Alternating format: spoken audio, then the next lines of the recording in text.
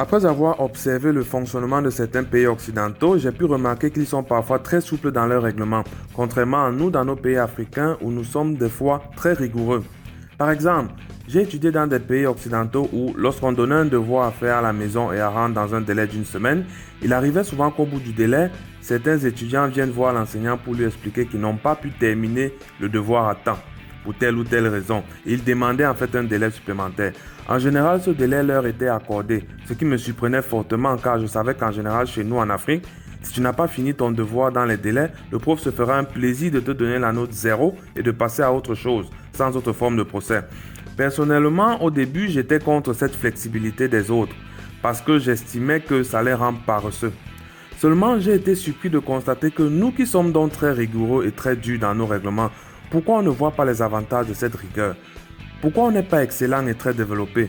Pourquoi on n'est pas mieux que les Occidentaux?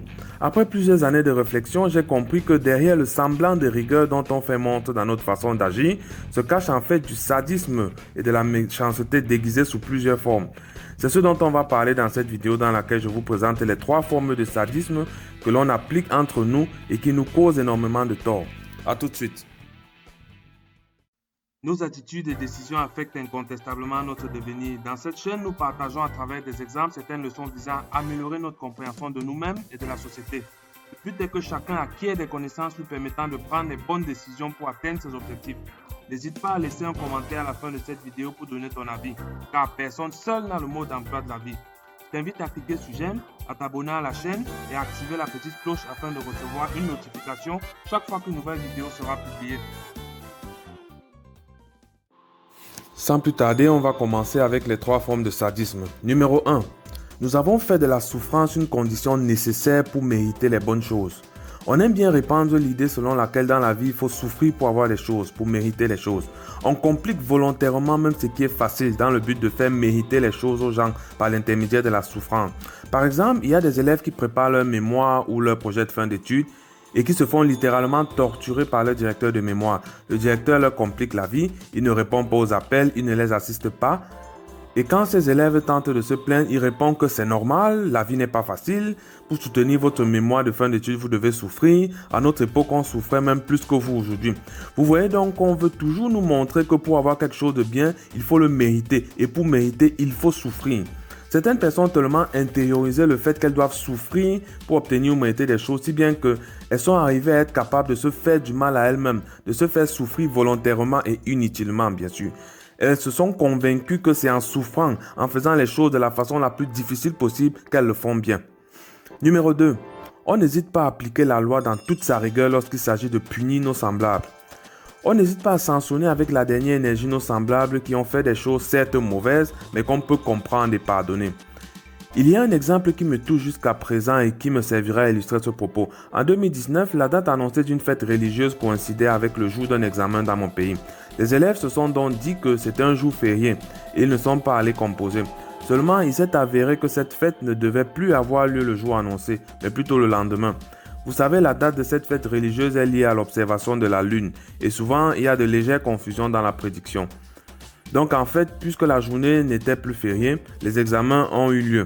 Mais certains élèves ne sont pas allés composer car ils ont appris la nouvelle un peu tard. Normalement, une journée manquée ou même une seule épreuve non composée entraîne l'échec total à l'examen et la reprise de l'année académique entière. Ça, c'est la loi. Moi, j'étais convaincu que les organisateurs de cet examen national allaient décider d'organiser un rattrapage pour ceux qui n'ont pas pu composer ce jour-là, vu que la confusion était normale et avait été créée en fait par les autorités religieuses. Mais à ma grande surprise, non. Les organisateurs de l'examen ont dit qu'aucun rattrapage n'allait être programmé. Ils ont condamné les élèves en disant qu'ils devaient vérifier l'information et qu'ils ne peuvent s'en prendre qu'à eux-mêmes s'ils vont échouer l'examen et perdre leur année scolaire tout entière.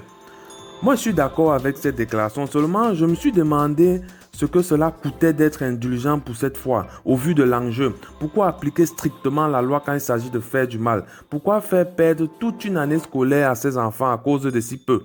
Parfois, la stricte justice est la pire des injustices. Vous voyez donc comment nous savons appliquer la loi dans toute sa rigueur lorsqu'il s'agit de punir, de faire du mal à nos semblables. Numéro 3.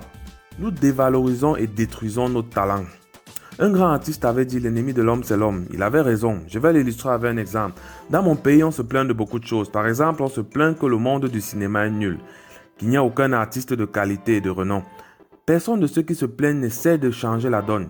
Si quelqu'un décide par exemple de se lancer dans une carrière d'humoriste et comédien et souhaite en fait devenir par exemple le meilleur comédien de sa génération, le regard que ses propres frères poseront sur lui ne sera que dévalorisant et critique.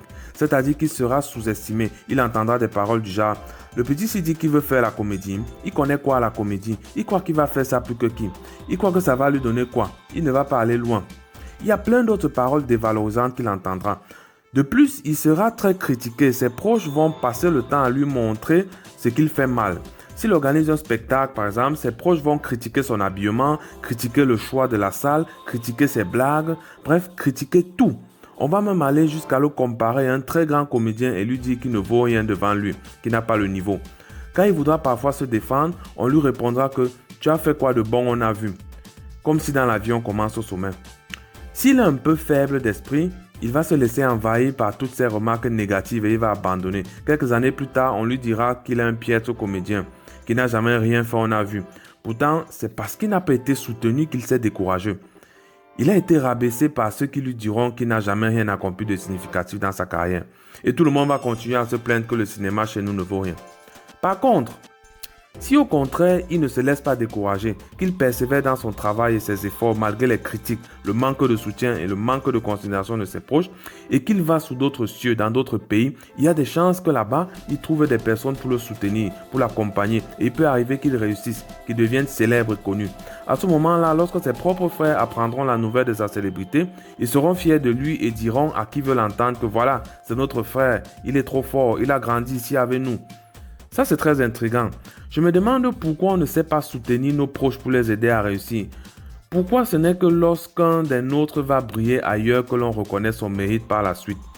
Pourquoi nous ne pouvons pas encourager les nôtres et les aider à grandir?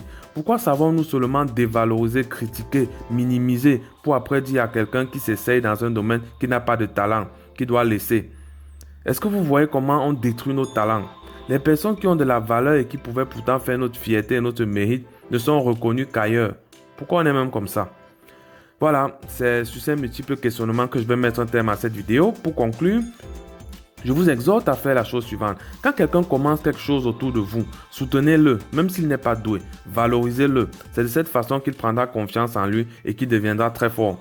On ne commence pas au sommet. Ceux qui y sont, c'est parce qu'ils ont eu l'accompagnement dont ils avaient besoin. Soyons tolérants envers nos proches.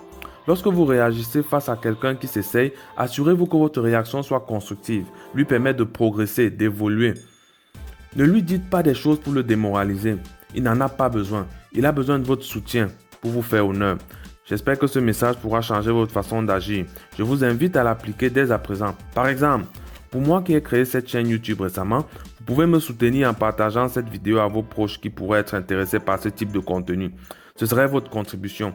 Vous pouvez également laisser un commentaire contenant en fait une appréciation positive ou négative, mais dans un esprit constructif. Vous pouvez cliquer sur j'aime, vous pouvez enfin vous abonner à ma chaîne et activer la cloche de notification. À bientôt.